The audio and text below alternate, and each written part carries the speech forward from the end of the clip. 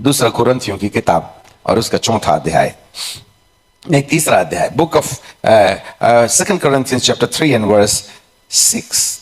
जिसने हमें नई वाचा के सेवक होने के योग्य भी किया, शब्द के सेवक नहीं वरन आत्मा के, क्योंकि शब्द मारता है और आत्मा जलाता है। और हम बाइबल में से बहुत ज्यादा बकबक करते हैं। बाइबल बोलना सुनना अपने आप में बहुत अच्छा है, परंतु चाहे आप बोल रहे हैं चाहे आप सुन रहे हैं, यह मरेगा। पर इस वचन के ऊपर एक है आत्मा। हमारा संबंध वचन से नहीं, वचन के ऊपर रहने वाला अभिषेक। नई वाचा के सेवक होने के योग्य किया, शब्द के सेवक नहीं, क्योंकि शब्द मारता है और आत्मा जलाता है। और मृत्यु की वह वाचा जिसकी जरा देखिएगा, जिसके अक्षर पत्थर पर खोदे गए थे, यहां तक तेजोमय हुआ कि मूसा के चेहरे पर से तेज के कारण जो घटते जाता था, हमको घटने वाले तेज की नहीं वरन स्थिर रहने वाले तेज की जरूरत है। तो 8वां पद, तो आत्मा की वाचा और भी तेजोमय क्यों ना होगी, क्योंकि जब दोषी ठहराने वाली वाचा तेजोमय थी तो धर्मी ठहराने वाली वाचा और भी तेजोमय क्यों ना होगी। और जो तेजोमय था वह तेज के कारण जो उसमें बढ़कर तेजोमय था, तेजोमय न ठहरा, जबकि जो घटते जाता था वह तेजोमय था, तो जो स्थिर रहेगा वह और भी तेजोमय क्यों ना होगा। 18 पद, परंतु जब हम सबके उघारे चेहरे से प्रभु का प्रताप इस प्रकार प्रकट हुआ, जिस प्रकार दर्पण में, तो प्रभु के द्वारा जो आत्मा है, हम बोलिए एक साथ, तेजस्वी रूप में अंश अंश करके बदलते चले जाते हैं। यही है निर्मलता, उज्ज्वलता और स्वच्छता। उसके तेजस्वी रूप में अंश अंश करके बदलना ही उज्ज्वलता है। हम तो भिखारी ठहरे, भविष्यवाणी पर विश्वास करते हैं, दर्शन, घोड़ा देखा, काला देखा, पीला देखा, नीला देखा, देखते रहो, इन सब बातों से अच्छा लगता है, हम भी मन बहला लेते हैं।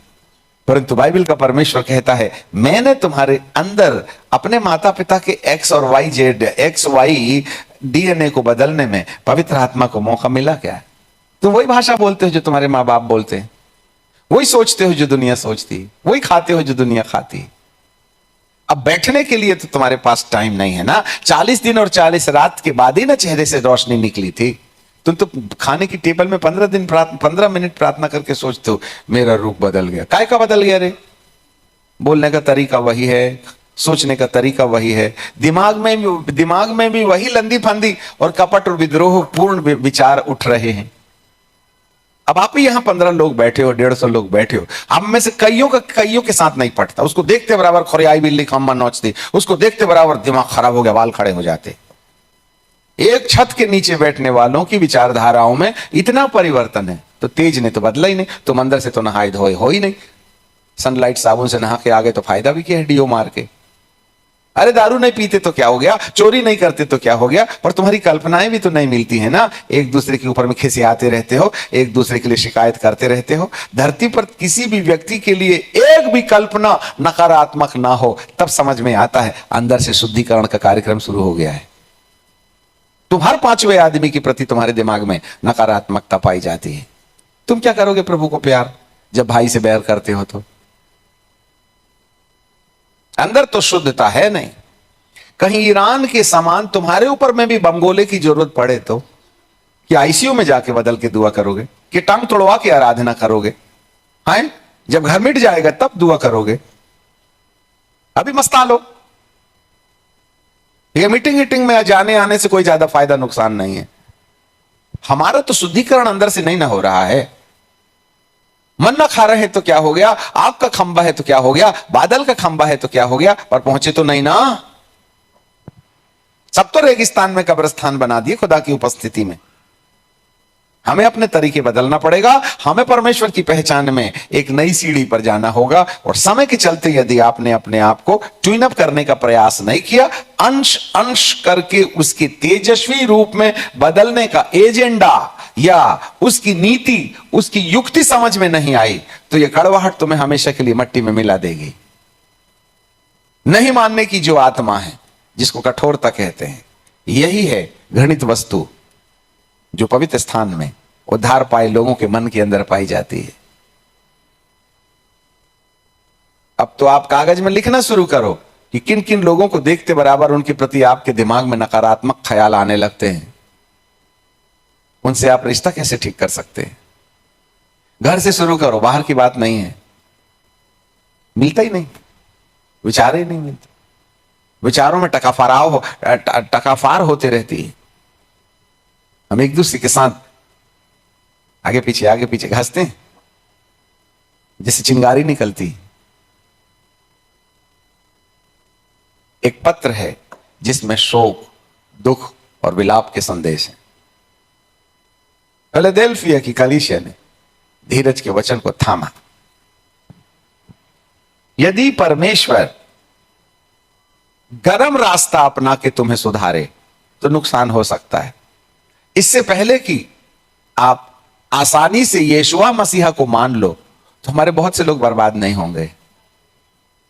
समय के पहले यदि आपने अपने आप को परमेश्वर की उस योजना को, जिसमें निर्मलता, उज्जवलता और स्वच्छता पाई जाती है, उस पर ध्यान ना देके उसी रवैया में जीवन गुजारते रहे, उसी डीएनए की बदबू लेकर के चलते रहे, उसी आदत की बदबू लेकर के चलते रहे और मांगते रहे, परंतु बैठ करके अपने अंदरूनी मामले को सुधारने के लिए अपने परमेश्वर के चरणों में नहीं ठहरे, तो जैसे वो ईरान को बर्बाद करेगा वैसे इजराइलियों की भी बर्बादी शुरू होगी।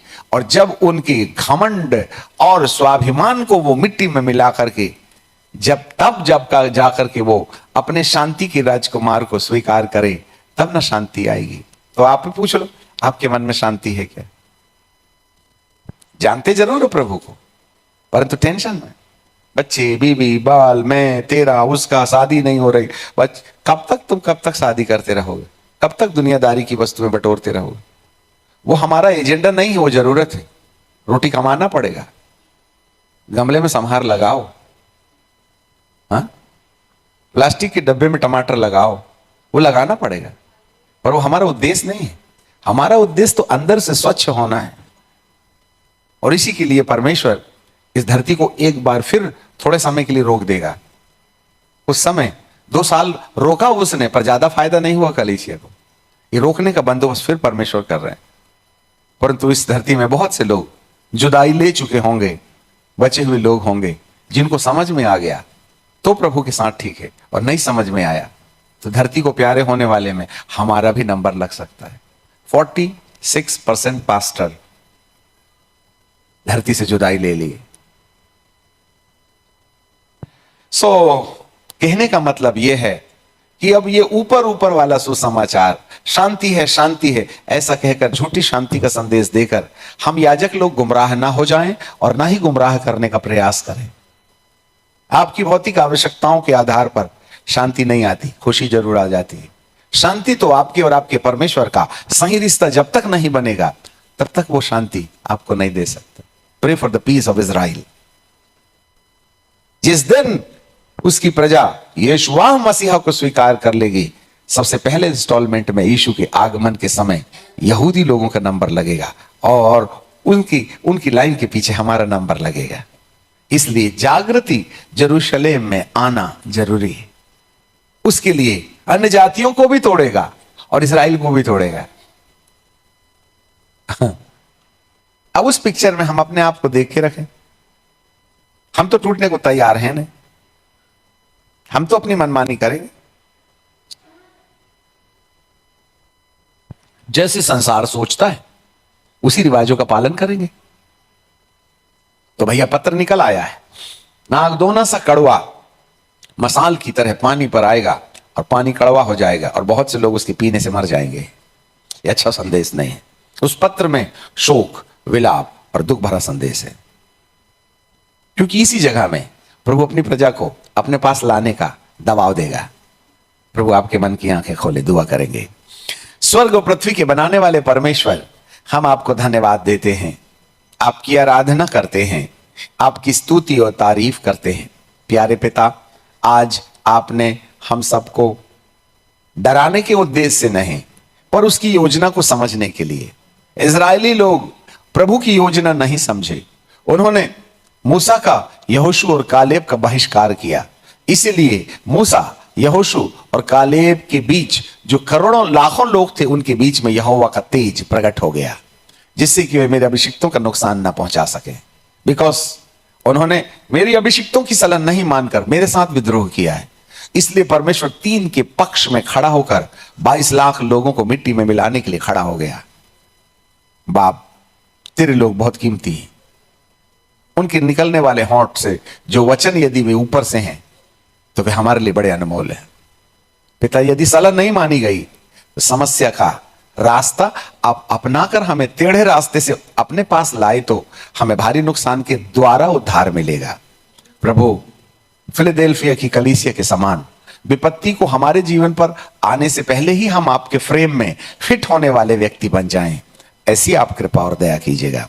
आपको महिमा और आदर देते हैं, यीशु नासरी के नाम से मांगते हैं, आमीन।